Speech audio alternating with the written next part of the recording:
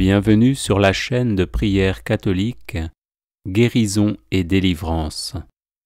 La grâce de Jésus-Christ notre Seigneur, l'amour de Dieu le Père et la communion de l'Esprit Saint soient toujours avec vous.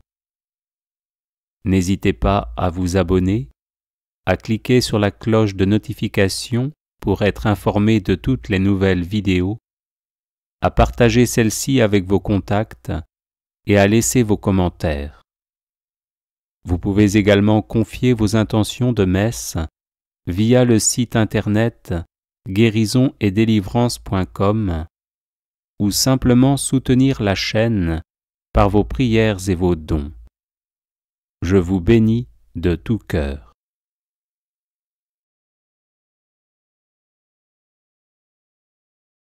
La joie parfaite selon saint François d'Assise.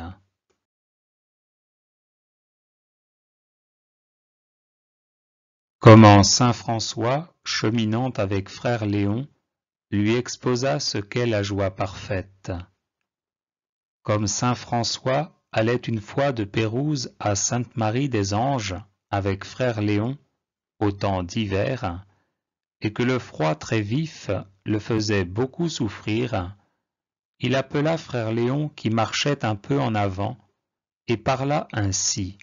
« Ô frère Léon, alors même que les frères mineurs donneraient en tout pays un grand exemple de sainteté et de bonne édification, néanmoins, écris et note avec soin que là n'est point la joie parfaite. » Et saint François, allant plus loin, l'appela une seconde fois.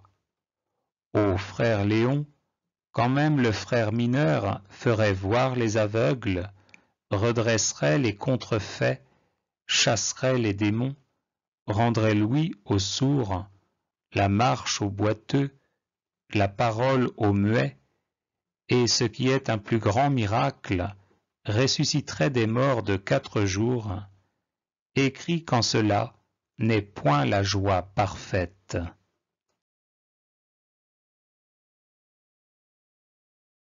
Marchant encore un peu, saint François s'écria d'une voix forte.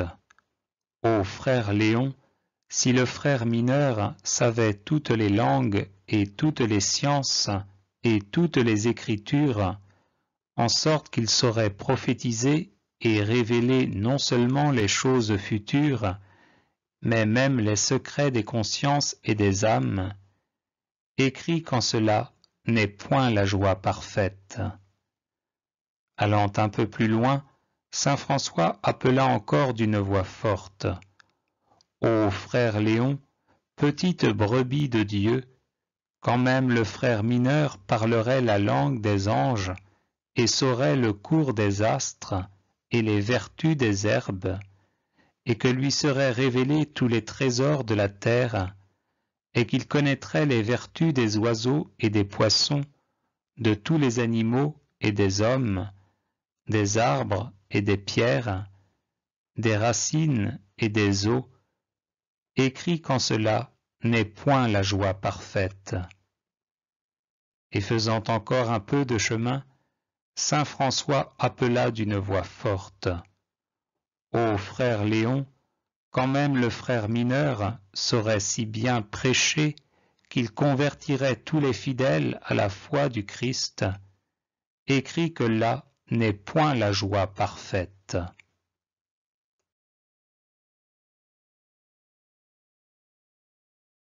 Et comme de tels propos avaient bien duré pendant 2000, frère Léon, fort étonné, l'interrogea et dit « Père, je te prie de la part de Dieu de me dire où est la joie parfaite. » Et saint François lui répondit « Quand nous arriverons à Sainte-Marie des Anges, ainsi trempés par la pluie et glacés par le froid, souillés de boue et tourmentés par la faim, et que nous frapperons à la porte du couvent, et que le portier viendra en colère et dira « Qui êtes-vous » et que nous lui répondrons « Nous sommes 2 de vos frères », et qu'il dira vous ne dites pas vrai.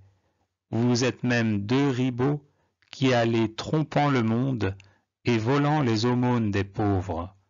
Allez-vous-en.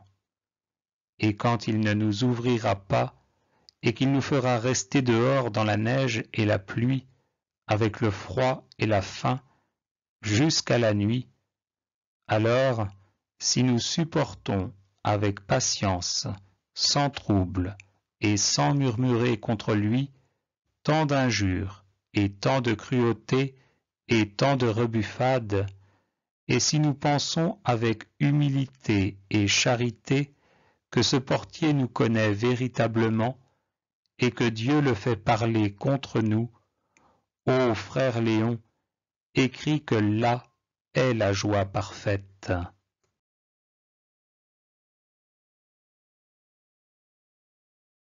Et si nous persistons à frapper, et qu'il sorte en colère, et qu'il nous chasse comme des vauriens importuns, avec force vilenie et soufflet, en disant « Allez-vous-en d'ici, misérables petits voleurs, allez à l'hôpital, car ici vous ne mangerez ni ne logerez. » Si nous supportons tout cela avec patience, avec allégresse, dans un bon esprit de charité, ô frère Léon, écris que là est la joie parfaite. Et si nous, contraints pourtant par la faim et par le froid et par la nuit, nous frappons encore et appelons et le supplions pour l'amour de Dieu avec de grands gémissements, de nous ouvrir et de nous faire cependant entrer, et qu'ils disent, plus irrités encore, « Ceux-ci sont des vauriens importuns, et je vais les payer comme ils le méritent. » Et s'il sort avec un bâton noueux, et qu'il nous saisisse par le capuchon, et nous jette par terre, et nous roule dans la neige, et nous frappe de tous les nœuds de ce bâton, si tout cela nous le supportons patiemment et avec allégresse, en pensant aux souffrances du Christ béni, que nous devons supporter pour son amour, ô frère Léon, écris qu'en cela est la joie parfaite.